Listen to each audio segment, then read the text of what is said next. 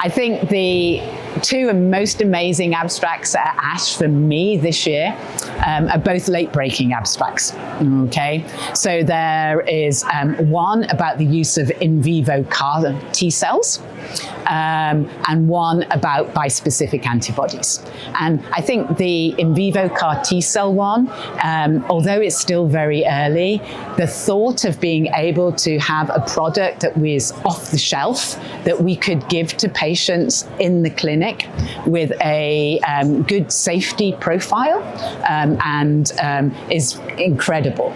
And certainly the data we've seen shows that the patients are having really good response rates, CRs, but also with manageable toxicity.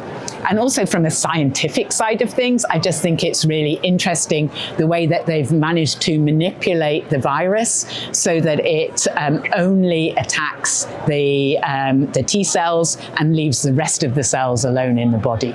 So that's one thing that to kind of watch this space. And then the second thing, bispecific antibodies in early lines of therapy. So the Teclistamab data, looking at Teclistamab with Daratumumab in 1 to 3 prior treatments, and comparing it to standard of care, which was Daratumumab Pomdex or Daratumumab Velcade-Dex. I think it's probably the most amazing separation in curves we've ever seen in a myeloma study.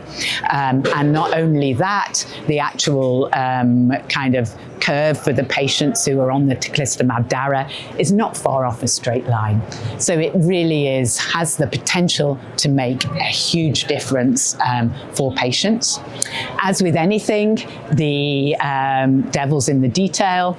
And one of the things that has come out is that we really need to be observant of infections and that we need to make sure that we're giving both bacterial prophylaxis, PJP prophylaxis, but also IVIG, because there is an increase in risk of infection and we really need to manage patients well, because what we don't want is patients who are in an amazing response having ongoing issues with infections.